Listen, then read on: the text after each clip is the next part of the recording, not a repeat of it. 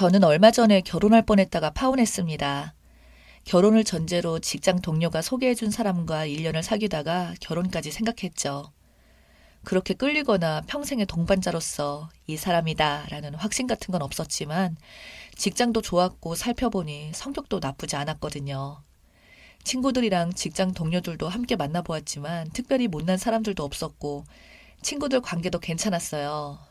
무엇보다도 소개해준 직장 동료가 남자친구가 다니는 회사 내에서도 일 잘하기도 소문나 있고 승진도 다툴 만큼 평가가 좋다고 했어요. 저도 결혼할 나이가 훨씬 지난 터라 직장과 사람만 좋으면 결혼하려고 했었고 저는 직장이 남자친구만큼 좋진 않아서 일찌감치 저희 집에서 독립하면서 부모님께서 결혼 자금을 포함해서 아주 작은 평수 아파트도 전세를 보조해 주셨거든요. 그래서 신혼집은 남자친구와 똑같이 반반으로 하고 신혼 살림은 따로 준비할 필요 없이 제가 쓰던 물건으로 대체하고 예물 예단은 모두 생략하기로 했습니다. 남자친구 부모님께 인사드리러 갔을 때도 그렇게 말씀드리고 양해를 구했었죠. 1년 동안 사귀긴 했지만 남자친구 부모님이나 가족에 관해 본 적이 없었어요. 물론 소개받을 때 위에 형 한 명이 있고 아래로 여동생 한 명이 있다는 것과 남자친구 부모님이 식당 운영을 하시다가 그만두시고 그동안 버려놓은 돈으로 풍족히 살고 계시다고만 들었어요. 남자친구도 부모님과 독립한 지 꽤 되어서 원룸에 혼자 살고 있었어요. 여동생도 결혼해서 따로 멀리 나가서 산다고 들었어요.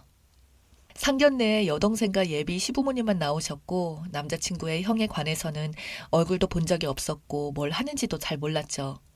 남자친구와 제가 나이가 많이 차서 결혼을 늦게 하는 편이라 양쪽 부모님은 무조건 결혼을 찬성하는 분위기였거든요. 저희가 원하는 대로 결혼식 준비가 잘 진행이 되어가고 있었습니다.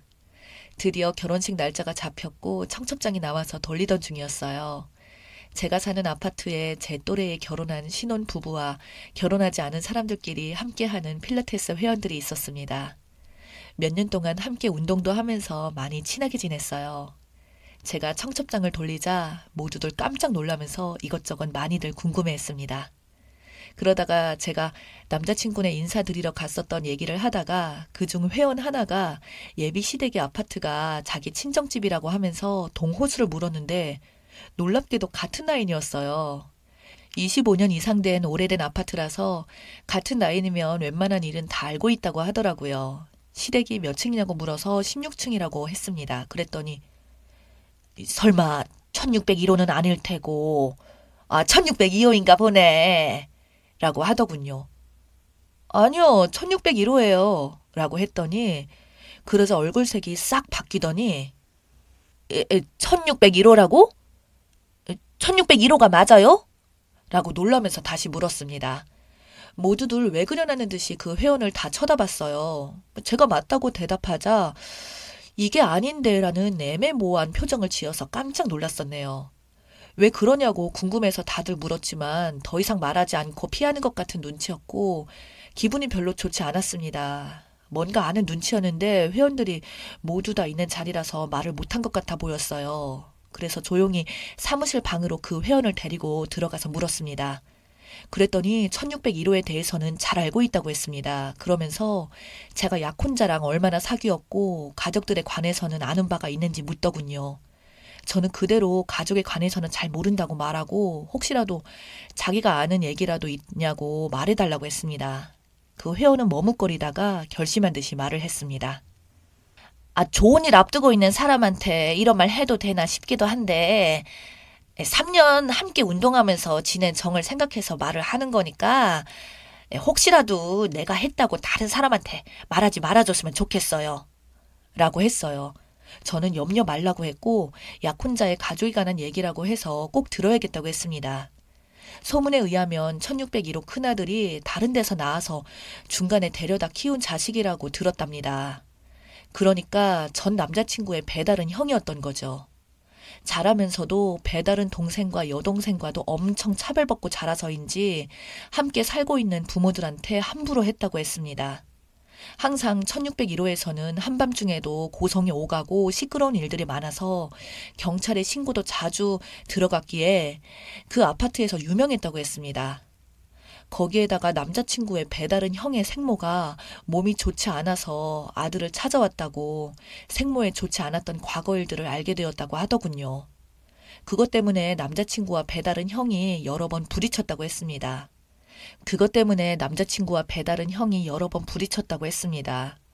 그러다가 남자친구의 배다른 형이 좋지 않은 일에 연루되어서 교도소에 가게 되어서야 집안이 조용해졌다고 했습니다.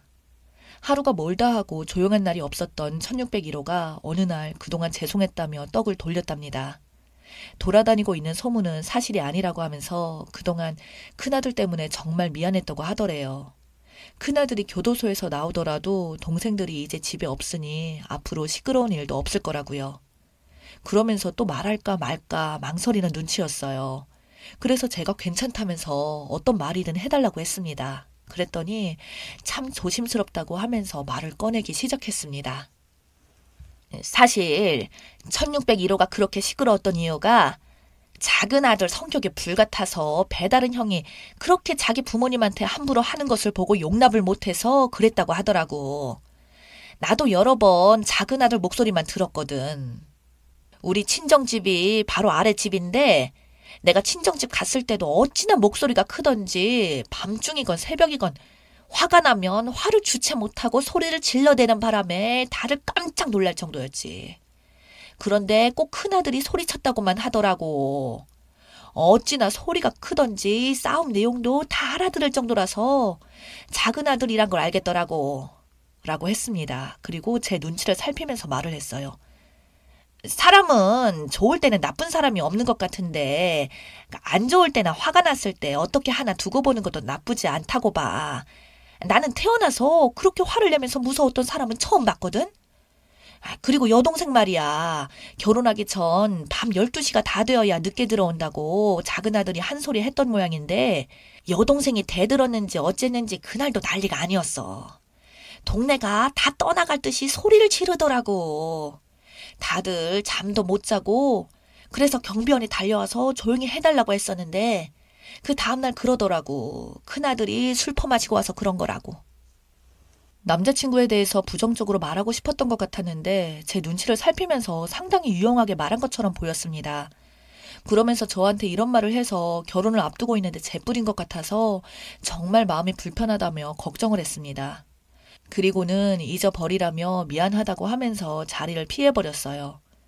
결혼식 날짜까지 잡아놓고 청첩장까지 돌리고 있는 이 시점에서 저는 지금 상당히 아까 들은 말에 동요하고 있었습니다. 결혼할 남자친구와 가족에 대해서 새로운 사실을 알게 되었는데 남자친구에 관한 얘기가 믿기지 않았거든요. 결혼을 앞둔 터라 무척이나 예민한 상태이기도 했지만 마음에 계속 걸렸습니다. 그래서 결혼할 남자친구 가족에 대한 얘기를 해줬던 그 회원에게 또다시 연락했지만 더 이상 말을 꺼려했습니다. 그냥 남의 일처럼 예비 신랑 좋은 사람일 거라고 하면서 그래서 결혼하는 것 아니냐며 자기는 더 이상 해줄 말이 없다면서 괜히 말을 꺼냈다가 자기가 한 말 때문에 싸우거나 하는 건 원치 않는다고 하더군요. 그리고 걱정이 되어서 그러니까 절대로 자기가 말을 했다는 말은 하지 말아달라고 부탁하고 또 부탁했습니다. 자기가 입이 가벼워서 말을 해놓고도 불안하다고 하더군요. 분명히 알게 되면 자기 집으로 쫓아와서 무슨 짓을 저지를지 모른다고 했습니다. 결혼할 남자친구를 상당히 두려워했어요. 이 정도였다니 기가 막히네요. 내가 화를 내는 것을 본 적이 없어서 믿기 어려웠습니다. 그러다가 그랬을지 모른다고 생각하고 싶었습니다. 그만큼 결혼할 남자친구의 모습은 참 이성적이었고 진중해 보였어요. 그래서 직접 물어봤습니다. 형이 상견례 때 나오지 않으셨는데 지금 어디에 사시는 거냐고 물어봤습니다. 형은 지금 외국에 나가 있어. 회사 일 때문에 그래서 우리 결혼식 때도 못 올 것 같아. 라고 했어요. 그래서 제가 어느 회사 다니냐고 물었더니 무슨 무역회사라고 했었는데 잘 기억이 나질 않는다고 얼버무렸어요. 형이 다니는 회사도 기억 못하는 동생도 있냐고 했더니 PC 굽고 넘기더라고요. 그리고 바로 그날 저녁에 남자친구 여동생에게 전화를 걸었어요. 이런저런 안부를 묻고 결혼식에 관해서 얘기를 나누다가 자연스럽게 물었습니다.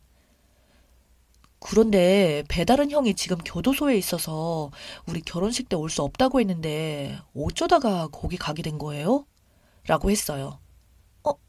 그걸 어떻게 아셨어요? 언니, 아무한테도 절대 말하지 말아요. 라고 하면서, 오빠가 말할 리가 없는데? 오빠가 말해줘서 알게 된 게 맞아요?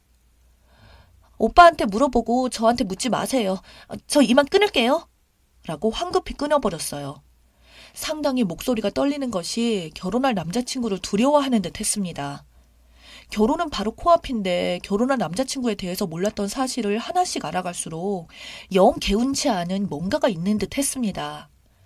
인생의 새로운 전환점인 시점에서 제가 잘하고 있는 건가 싶었어요. 시작부터 나를 속이려는 남자친구에게 내 인생을 맡겨도 되는 것일까 하고 의문이 들었습니다. 단도직입적으로 물어도 또 거짓말을 할 수도 있는 일이라 벌써부터 결혼도 하지 않았는데 의심하게 되면 결혼 후에는 얼마나 더 힘들어질까 싶었어요. 또 어떤 일로 나를 속였는지 알 수 없었으니까요. 아무리 내가 나이가 차서 결혼 시기가 지났다고 해도 이런 식으로는 안 된다고 결론을 내렸습니다. 그래서 남자친구에게 장문의 메시지를 보냈죠. 결혼을 잠시 보류하자고요.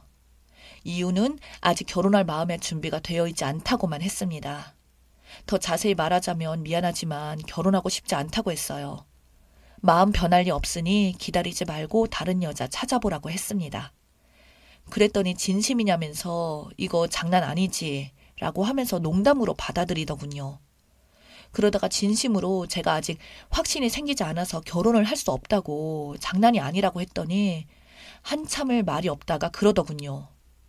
그럼 그동안 결혼을 두고 장난친 거냐면서 육두문자를 계속 날리면서 전화 받으라고 생 난리를 쳤습니다. 그래서 전화를 받았어요. 그랬더니 고막이 나갈 정도로 큰 소리로 고래고래 별 희한한 듣지도 못한 소리로 난리부르스를 쳤어요. 모두 다 녹음했죠.